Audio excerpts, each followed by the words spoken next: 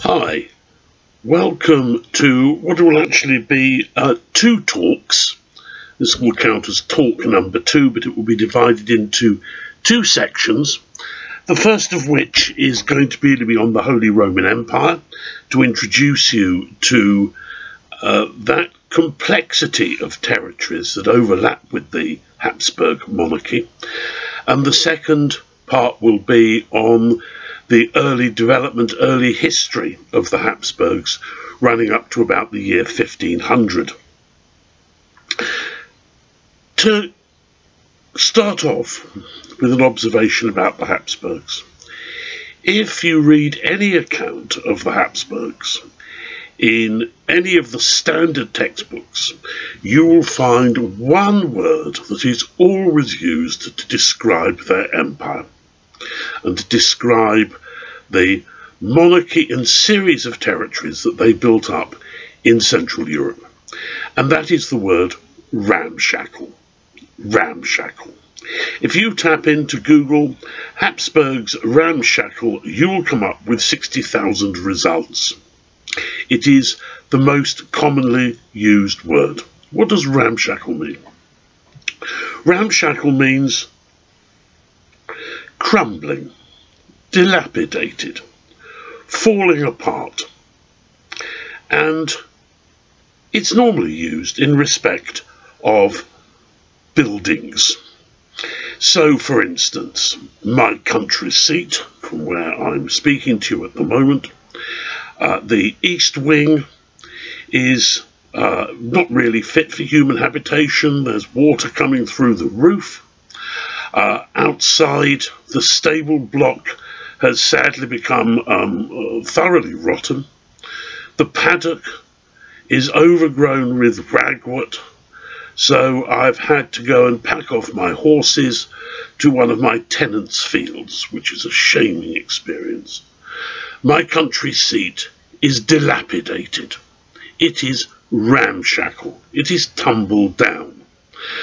But we need to compare it with other properties. We cannot say that ramshackle is an absolute quality.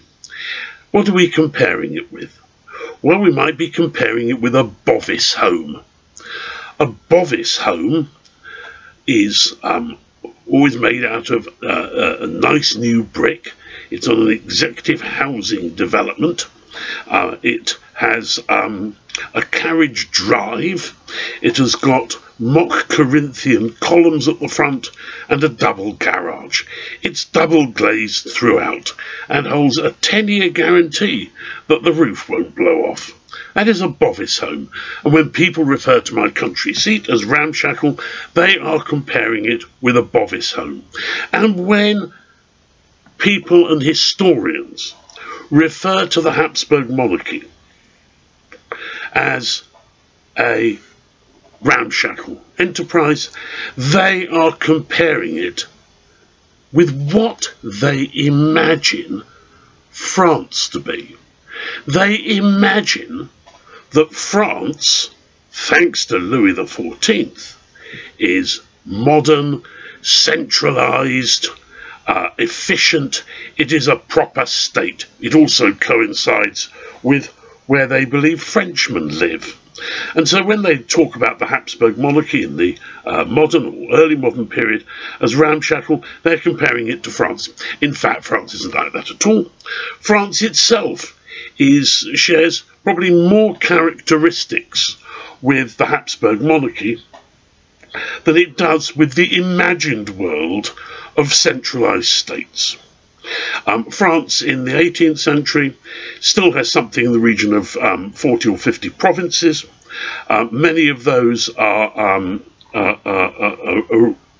co-governed by the king, co-governed because there are parliaments at work in places like the Mâconnais, Languedoc, Dauphiné, Brittany, and in order to get taxation through, he has to consult with the parliaments and get their approval. In other words, there is no real centralisation, statehood, institutional uniformity in the way that historians imagine. Just as people call my country seat ramshackle with an imagined Bovis home in their heads, so historians refer to the Habsburg realms as ramshackle, having in mind an illusionary French Bovis home built by Louis XIV. So, in other words, we need to be very careful about the terms we use, and we need to recognise, this is to pick up the lecture I gave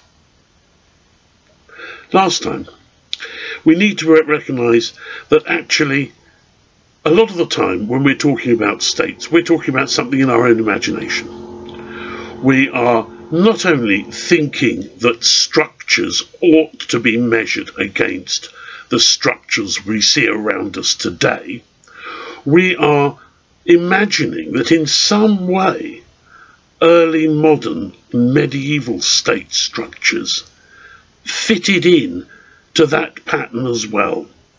And what I want to do is talk about the Holy Roman Empire, because the Holy Roman Empire is normally, all sorts of words are used for it, neither holy nor Roman nor an empire, a loose conglomeration, a leviathan, a monstrous outgrowth, all sorts of things. The Holy Roman Empire is very easy to deal with, providing you don't have in your mind a modern state structure, a Bovis home, because it's not going to be a Bovis home. It's going to be a fairly untidy collection of institutions. But what I want to do is just to try and explain it to you. The first thing to do is to talk about how it started. And it started, we can really pin its date down very accurately to about midday on Christmas Day of the year 800. On that day, the emperor, or the king of the Franks, Charlemagne, a very unpleasant creature indeed. You wouldn't want to be on the receiving end of his anger or of his sword, nor would you want to be one of his daughters, because he treated his daughters as an adjunct of his harem, and was very severely chastised even in his lifetime for this behaviour. Anyway, the king of the Franks, Charlemagne, turns up in St. Peter's in Rome to celebrate Christmas. And during the Christmas service, the Pope puts a crown on his head and proclaims him Emperor of the Romans. The leading account written in the 9th century says that Charlemagne was very embarrassed by this and didn't know that the Pope was going to do this. That's not true at all. Charlemagne had been negotiating for the crown for some time, and he'd brought his wife and daughters along to witness the occasion. What did it mean? Emperor of the Romans, Roman Emperor. The Roman Empire had come to an end in 476 AD, come to an end in the west in 476 AD, it continued in the east, but in 476 AD it comes to an end when the last emperor, a man called Augustulus, or Little Augustus, goes off to Naples, gives up the title of emperor, and takes a pension from the Roman Senate to live in a villa, doubtless with a yacht, down in southern Italy. And that's the end of the Roman Empire. Nobody gets round to creating a new emperor. And now we have, more than 3 centuries later, we have the Roman Empire reconstituted. What is meant by that? Well, at the time, opinions differed. And we don't know what Charlemagne thought about it, other than he probably thought it was a jolly good title to have. He likes titles, and this was a title that he could have and he could keep for himself. It also made sense because he was king of the Franks, he was king of Italy, and he was also super chief of the Saxons, whom he had vanquished in battle and many of whom he'd sent off into slavery.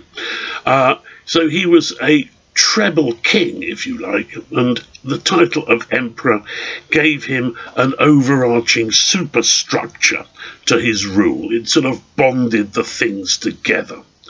For the Pope, it underlined the partnership with the Franks, because the popes were in a very tricky position in Rome. They have to constantly deal with rioting, they have to deal with the Roman mob, they have to deal with ambitious families that want to go and take over the papacy for themselves and strip it of its wealth.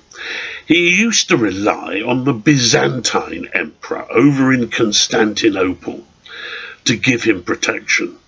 But the Byzantine emperor, well, firstly, shamefully, at the year 800, the Byzantine emperor is a woman. There's a thing for you. A woman called Irene. And Irene was thought really to be betraying the office by being a woman. So firstly, she's a woman, and secondly, she's a long way off. In order to get from Constantinople, you need to go across the Balkans, then across the Adriatic to southern Italy, and then get up north to Rome. It's quite a long way, and although there are outposts, there was an outpost I think in Ravenna, but that's gone by this time. So in other words, the popes are very exposed, and they are hoping that the office of emperor will bind the Franks to their protection. In fact, there's a Byzantine commentator there who witnesses the coronation of Charles.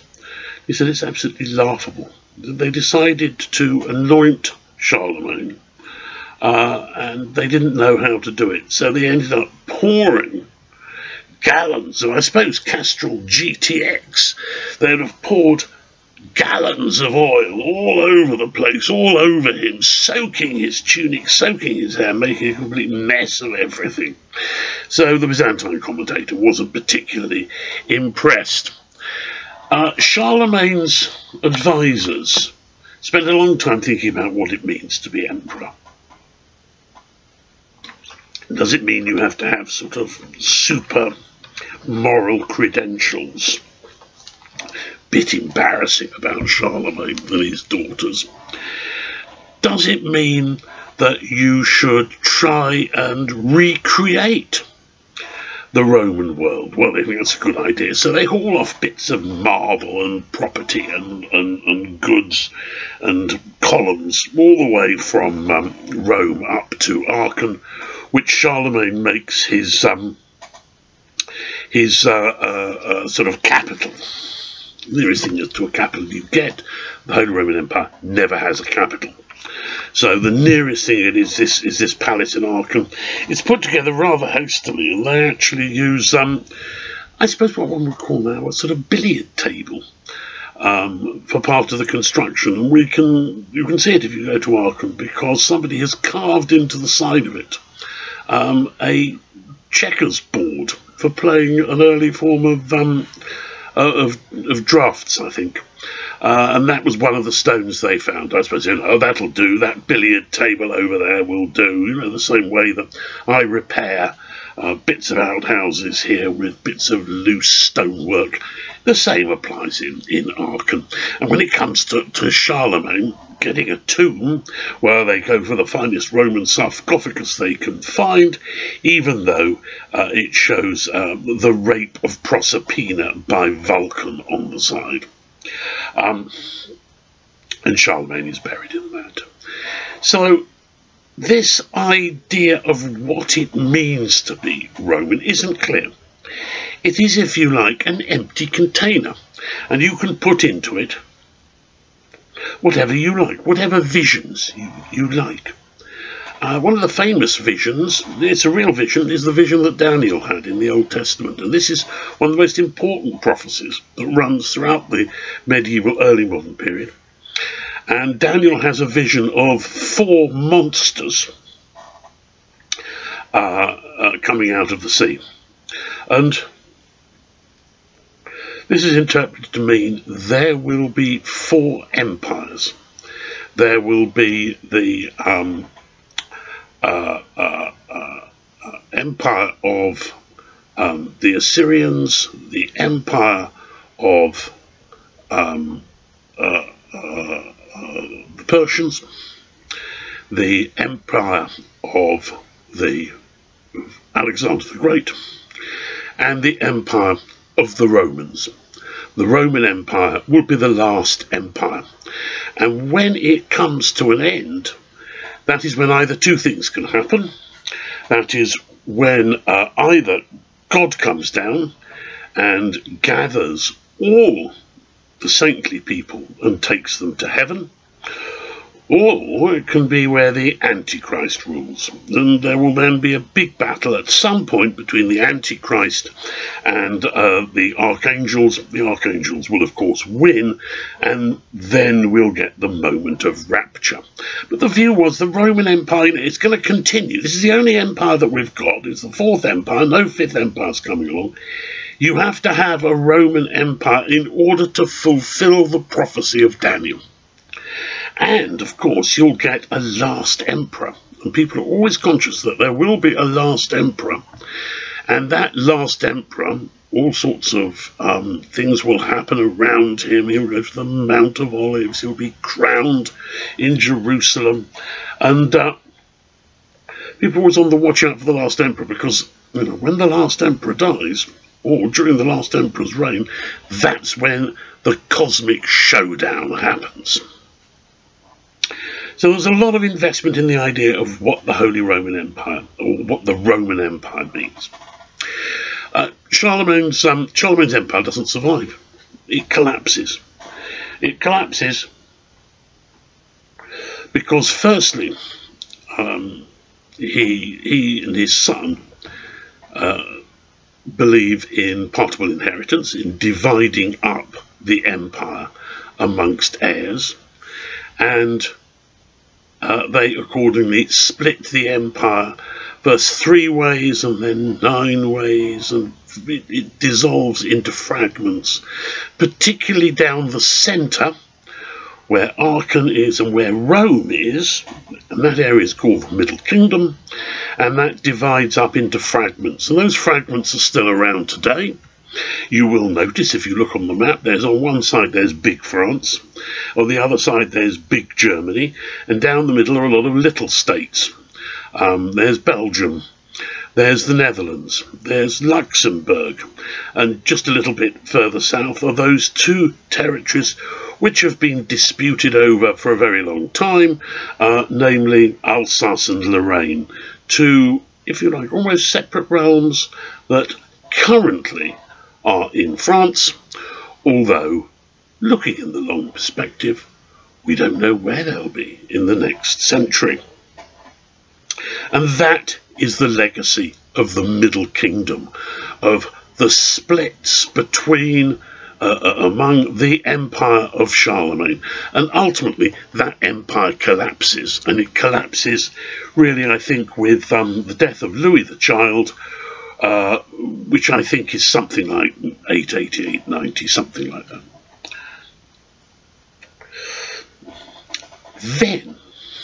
Then the empire is refounded, and it's refounded in the middle of the 10th century.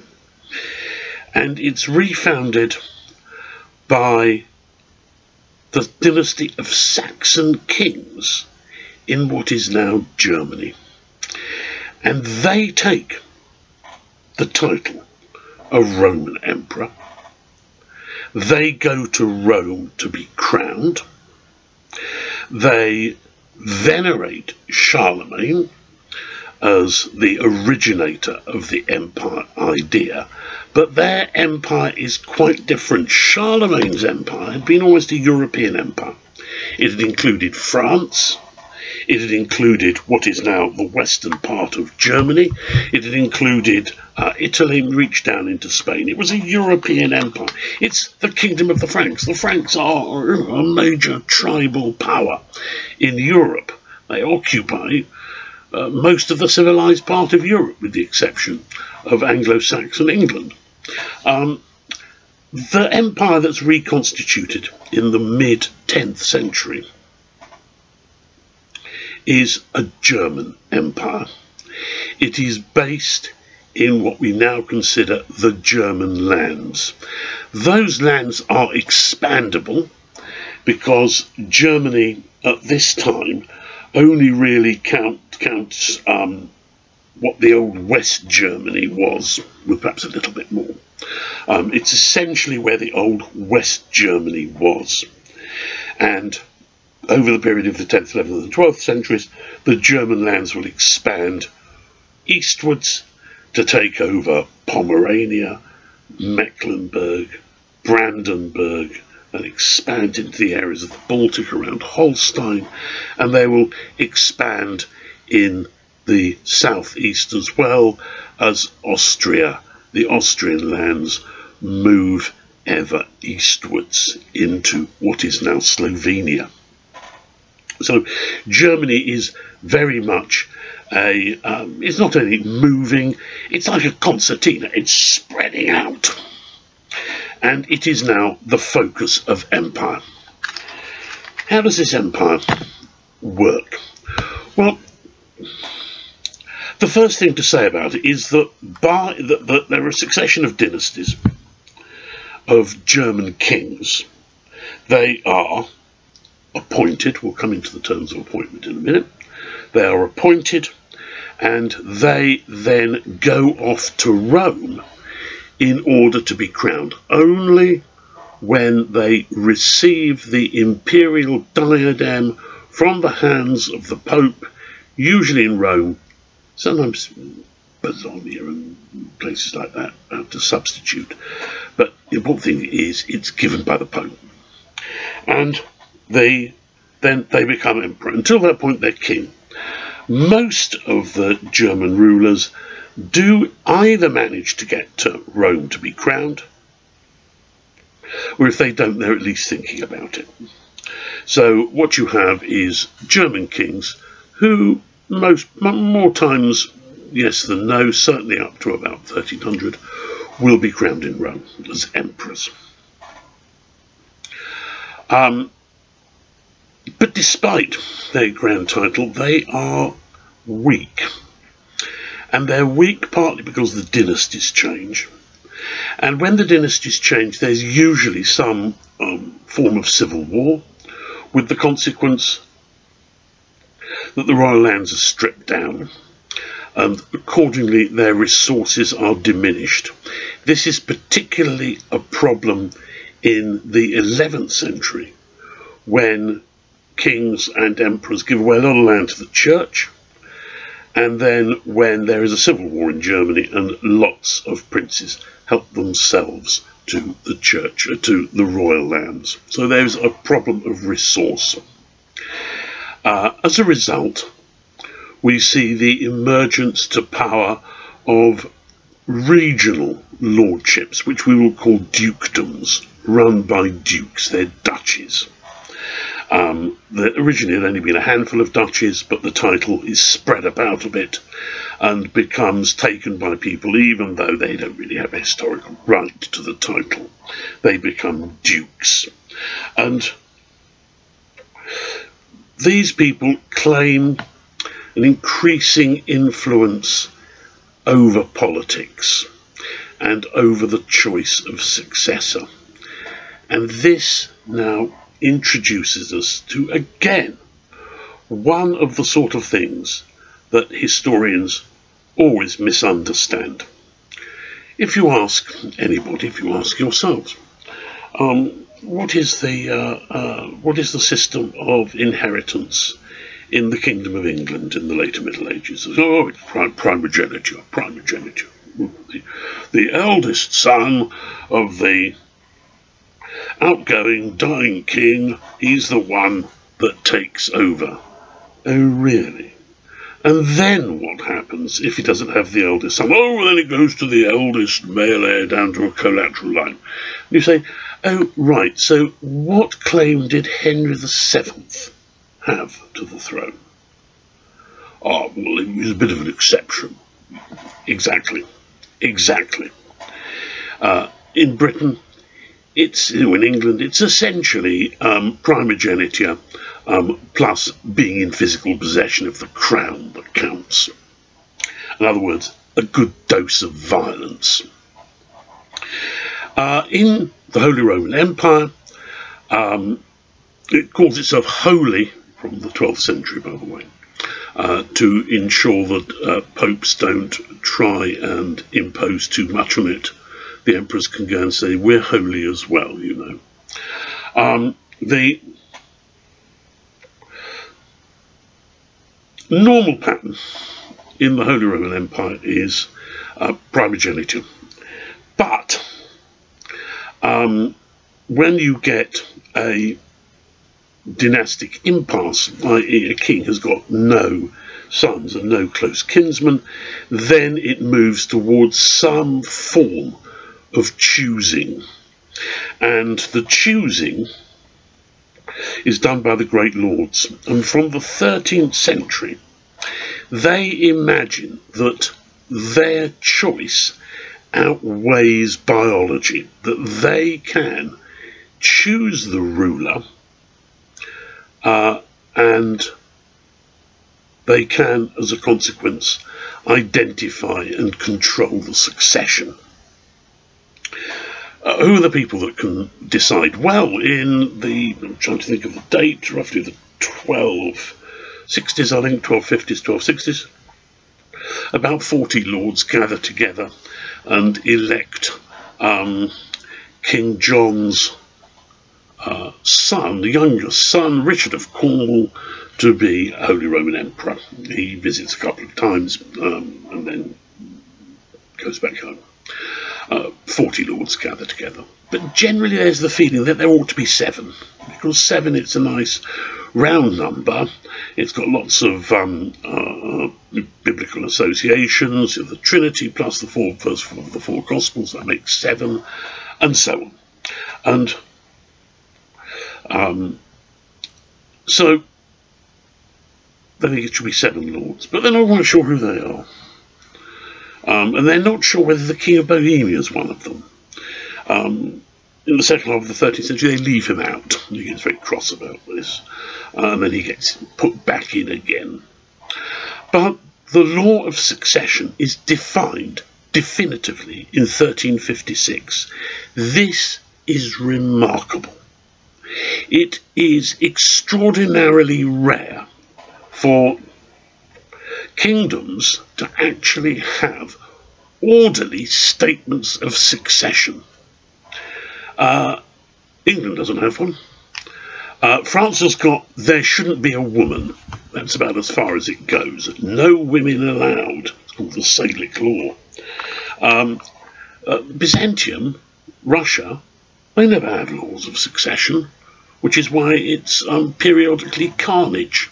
Ottoman Empire likewise. It's who's in Istanbul when the Sultan dies is normally the one who becomes the next Sultan, and his first act on becoming Sultan is to order the execution of his brothers.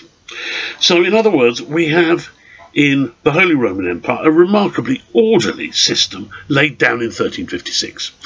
And it lays down that the emperor shall be elected by the 7 top lords of the Holy Roman Empire, who are the archbishops of Cologne, Speyer, and Cologne, Mainz, and Trier, and by the Duke of the Rhineland-Palatinate, the Duke of Saxony, the Duke of Brandenburg, and the King of Bohemia. So it's now laid down who the electors are. We actually have a statement of the succession, and it will only be, the adjustment will take place in the 17th century. further adjustment in the 18th century, widening the number of electors, I think, to 9 or 10, and that's about the only change that happens. We actually have an orderly electoral system. The problem is that the electors abuse it, because what they don't want is strong rulers. So as a consequence, they do two things. They elect weak rulers, precisely because a person doesn't have much land, or, in the case of Rudolf of Habsburg in the 1270s, because he's old and thought to be likely to die at any point, they choose somebody who they reckon to be harmless. Once they've elected one person, they won't elect his son. They don't want to create dynasties. The consequence of this is that power moves downwards. The royal power is insufficiently strong, and as a result, power gets taken by the units lower down the level, by the dukes and the great lords and the counts. And these are the people that hold political power. The ruler, in other words, has been weakened. The ruler is mobile, itinerant, he's elected, normally in Frankfurt, crowned in Aachen, his chancellor is in Mainz, and he normally lives where his family estates are. And having gone from family estates, we've moved back to my family seat, and I will now conclude this first lecture of the two, which are talk number 2. I'll see you in about 30 seconds. Why don't you talk amongst yourselves?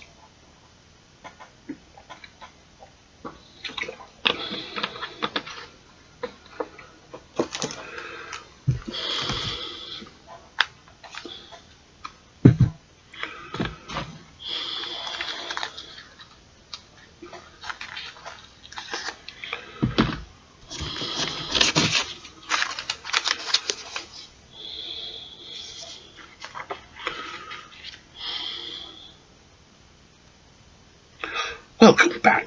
What I want to do now is talk about the origins of the Habsburgs. Because their story is part and parcel of the Holy Roman Empire. So it introduces them very nicely. The Habsburgs' origins, they originate on the edge of what is known as the Kingdom of Burgundy, a short-lived kingdom, and the German Duchy of Swabia in the German southwest. At that time, Swabia includes northern Switzerland, and it is in what is now northern Switzerland, in the Aargau, that the earliest Habsburgs arise. And their seat is originally in a town called Brugge, and in a place called Altenburg, Old Castle, although they will subsequently move to a castle a few miles away at Habsburg.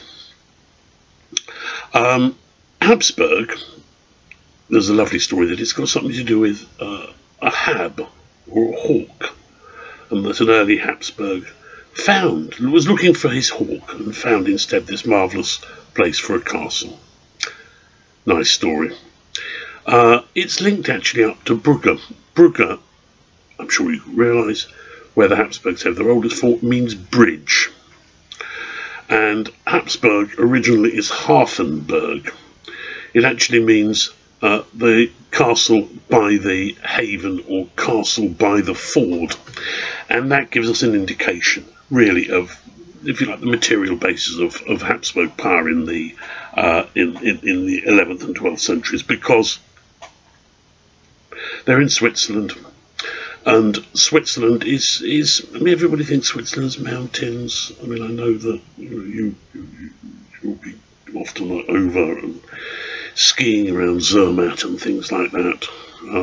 You're probably certainly hoping to. I mean, Coroner's gone by December.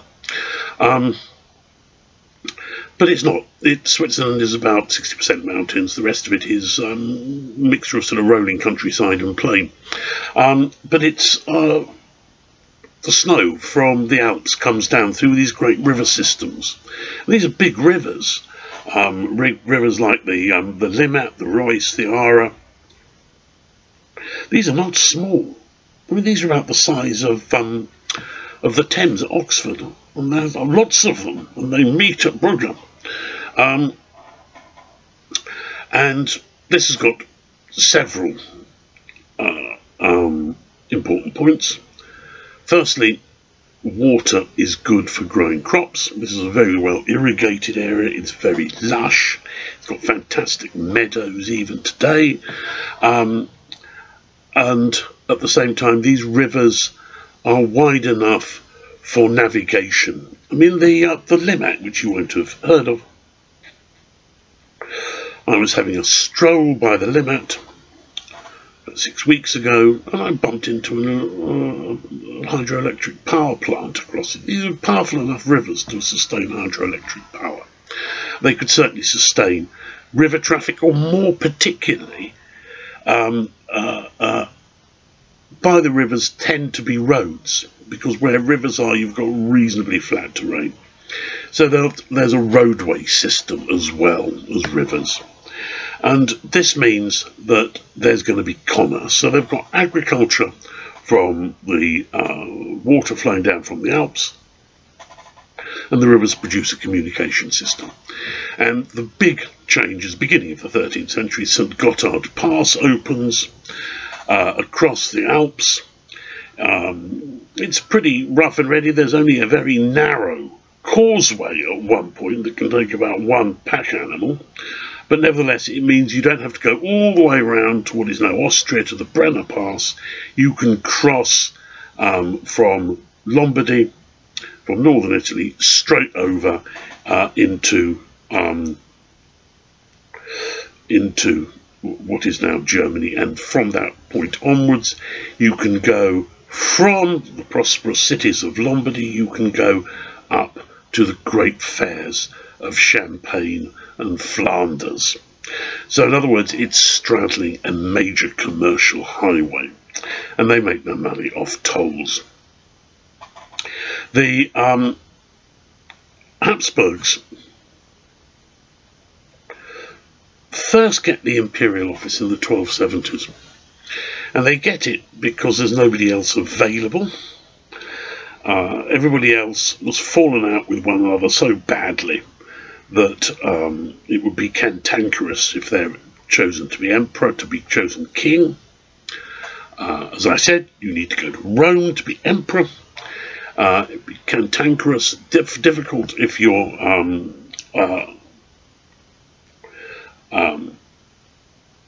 if any of these rivals are elected. And Rudolf of Habsburg, who is the chief Habsburg at this time, he's sort of looks the part. He's nearly 7 foot tall, 6'10", I think. I mean, in fact, the sources say he's 7 Fuss, and a German Fuss at this time is slightly more than an English foot. So that'll make him something like 7'3", 7'4". I think that's a bit unlikely. But he's certainly a very tall man, a very angular man, with a very big nose, sort of big aquiline nose. He's noticeable, but he's in his 50s.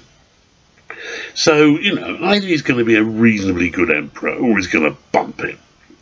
That's the thought that the electors have, and so they elect him as emperor, as king, rather, with a view to him becoming emperor. He never does. What he does is engage in warfare. The most splendid prince of the Holy Roman Empire is a man called Ottokar of Bohemia. Ottokar, desperate to become Holy Roman King, Holy Roman Emperor, desperate for the title, and precisely from those grounds the German princes aren't going to give it to him, because it will make him far too cocky, and he's cocky enough as it is. And he ignores various laws and various inheritances, and when Rudolf says to him, "You've got some land that doesn't belong to you," he goes, "So yeah, what are you going to do about it?" Well, Rudolf kills him. He kills him, I think, in 1273 at the Battle of Dornkrut, and he takes Rudolph's land in Austria. Ideally, Rudolph would have got Bohemia, because Bohemia is wealthy. It's got mines, silver, it's got but, a bit of industry even at this point. But it's mostly got metals, and that's what Rudolph would really like to get his hands on, but he can't. He's opposed by the widow of Ottokar and by the Bohemian nobility, and it's too much for him to get his hands on. But he's got Austria, and this becomes the Habsburg base. Now, the electors on Rudolph's death are certainly not going to elect Habsburg. The Habsburgs are already powerful enough, so they elect a non-entity. And when the non-entity dies, they elect Rudolph's son, Albert the One-Eyed. He has only got one eye. This is because he was thought to have been poisoned, and his physicians suggest the best way of getting the poison out of the system is to be hung upside down, and then it'll drain out through your mouth. Well, don't try this at home, but if you hang yourself up for, say, 12 hours by your feet, you'll end up with compression in the skull, and that's what happens, and the blood forces its way out through his eye socket, and he loses his eye. But the main problem with Albert is his death, because he is murdered by a nephew. This is appalling. People are killing themselves, killing each other all the time at this point. Fairly lawless time. But to have your nephew kill you, that's a disgrace. And the Habsburgs are effectively disgraced. They are not eligible for the title of Holy Roman Emperor, Holy Roman King, King of the Romans, King of Germany, whatever one wants to call it. They're no longer thought eligible for the royal title, and other people take over. The other people that take over are the Wittelsbachs, the rulers of Bavaria, and the Luxembourgs, who start off, as their name suggests, in Luxembourg. But if you've been to Luxembourg, you'll understand why they do this. They move smartly out of the place and move and take control of Brandenburg and of Bohemia. And that's where the power moves to the Wittelsbachs of Bavaria and the Luxembourgers. The Habsburgs are left out. What they do in the intervening time is they start to create a mythology about themselves. They start to forge charters. They start to build impressive monuments to themselves to show how important they are. Rudolph, son was called Rudolph IV, Rudolph the Founder, decides he's going to behave like any king. He says to ask the Pope, well, could I have a bishop in Vienna? The Pope goes, no, you can't. And so Rudolph says, well, it doesn't matter, because I'm going to build the parish church of Vienna as if it really was a cathedral. And I'm going to give my canons, the cathedral canons, who run the show, who run the church, I'm going to give them red robes as if they're cardinals. And they're going to have gold pectoral crosses as if they're cardinals. And he goes further. He sets up a university in order to rival Prague. The university actually consists of sort of 3 rooms in a school. But nevertheless, he's done it. And he declares, he forges charters to show that the Habsburgs have a pedigree that goes back to the time of Julius Caesar and Nero. He has charters by Julius Caesar and Nero obvious fakes, giving Austria preeminence amongst the Germans. He does all of this really to build up the Habsburg name. And therefore, when in the 15th century the fortunes of the Habsburgs turn, they have a sense of dynastic mission that they can build on. What happens? The Luxembourgs are in charge, and Sigismund of Luxembourg, a very unpleasant man. Sigismund of Luxembourg is king and subsequently emperor, crowned in Rome, but he has no male heirs. And in order to try and ensure that at least Bohemia stays within the family, he appoints as his heir his son-in-law, Albert of Habsburg, another Albert, and he dies as well. He dies almost immediately of dysentery. But the electors feel that they need to give the Habsburgs another chance, and they then elect his kinsman, Frederick, to be Holy Roman King, Holy Roman Emperor in waiting in his place. And this is really where the story of the Habsburgs takes off, because from 1440 till 1493 comes to mind, Frederick III will be ruling the Habsburg territories, Austria primarily, and also, having been crowned in Rome, will be Holy Roman Emperor. By the end of Frederick's reign, it is becoming inconceivable that anybody else but a Habsburg could be Holy Roman Emperor, could be the ruler of the Holy Roman Empire, because he's been there so long. Frederick III, once again, the prejudice of historians starts to show itself. He's not very active.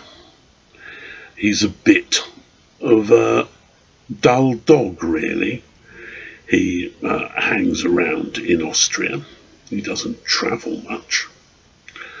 And historians go, oh, why isn't he being a bit like sort of Henry V, going around bashing people on their head? Why isn't he leading armies? Well, actually, because he's quite a modern ruler. And you will notice that modern rulers don't go around bashing people on the head. I haven't noticed Elizabeth II do that recently, at least not in public. Modern rulers are increasingly bureaucratic. They sit at desks and deal with paperwork, and that's what Frederick III does. We have a vast amount of correspondence coming out of his chancellery, and most of it has got a sign to say that the king has read it, that Frederick has read it. He institutes a system of commissioners. These are local people who are entrusted with a commission to perform some sort of task, to, for instance, investigate a dispute somewhere and come up with a solution, to inquire whether such and such a knight has been privately feuding, to find out whether so-and-so has indeed sacked such and such a monastery or nunnery. They are appointed, they refer back, and they initiate, by their reports, action from the centre. And quite possibly, the ruler himself doesn't have any power, doesn't have a police force he can send in, he doesn't have COVID marshals to bully and shout at people. Instead, the emperor will just instruct the largest military man in the area, the largest, most powerful duke, to go and sort it out and maybe, take a slice of the reward. That is how he rules. He rules at a distance, but it is bureaucratic and it is enforced. On the top of this, he has a great vision of what the Habsburgs can be. most famously summed up by the monogram which he adopts: Austria is emperor of the whole world, which works out in Latin and German as an acrostic A-E-I-O-U, and he sticks A-E-I-O-U up everywhere.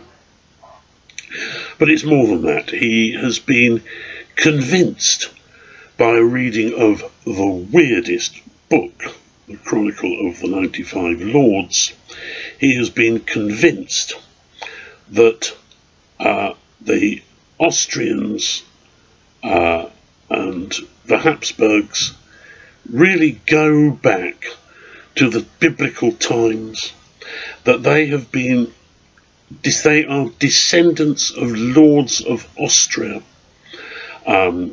that Austria was first founded by Jewish patriarchs, descendants of Abraham, and that they ruled Austria, that they then handed it over to the Habsburgs' predecessors, the Babenbergs, and then they handed it over to the Habsburgs, and interwoven with this completely nonsensical text, which actually originates in Armenian and Syriac, ancient accounts that have been translated. This nonsense account then weaves in emperors and popes and suggests that the Habsburgs are related to them and that they have a divine mission, a mission that needs to be accomplished. Practically, how are you going to do that? How are you going to have some type of worldwide mission? How are you going to rule the whole world when you're stuck in Austria, effectively? Well, Frederick III's vision is based on mainly to do with marriage, and he pulls off, together with his son Maximilian, he pulls off the greatest coup of any 15th century ruler, because in 1477 Maximilian marries the heiress to Burgundy. Burgundy is not just a place of fine wines, it is one of the most civilized places in Europe. It has a very active court life, it has wonderful ceremonies, and it has at the same time, as part of the Burgundian possessions, the Low Countries, which is Belgium and the Netherlands. These are the commercial centres of Europe. This is a fantastically wealthy place, and the Habsburgs have got the Low Countries by virtue of that marriage. Maximilian has to fight for it. He has to fight most of his reign in order to establish his power there, but my word, that is a power worth having. And Maximilian continues this policy of marriage, and what we find are the two double marriages that he engineers into the two prominent houses of Europe. And those houses are, on the one hand, the House of Trastamara in Spain, and on the other, the Jagello rulers of Bohemia and Hungary. And he ensures, firstly, that his son marries a Spanish princess, and that his daughter marries a Spanish prince. And as a consequence of that, when Ferdinand of Aragon dies in 1516, then the fruit of that union, Maximilian's grandson Charles of Ghent, the future Holy Roman Emperor Charles V, will become the ruler of Spain. And on the other side, he cements a marriage alliance with the Jagellons, so that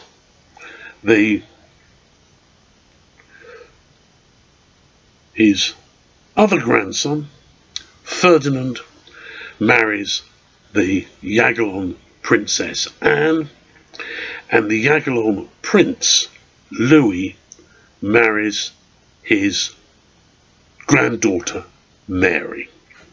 So in other words, we have these two double alliances. Now what that means is that if anything should befall either of those sides, then the prize goes to the Habsburgs. In 1516, when Ferdinand dies, there's only Charles left as an heir. Charles gets it. Maximilian's grandson gets it.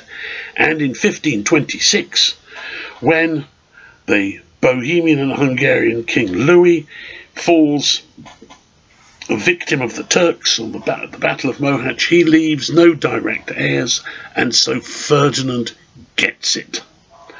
In other words, what we have as a consequence of Maximilian's marriage policy is the Habsburgs taking firstly Spain and then taking the possessions of Bohemia and Hungary. And a brief look at the map will tell you that that makes a very nice block of territory indeed, because Bohemia and Hungary both border on Austria. That makes a very nice compact block. And just to add to it, in 1518, Charles of Spain is elected, or 1519, you can check it up in Wikipedia. Charles V, Charles of Spain, is elected Holy Roman Emperor.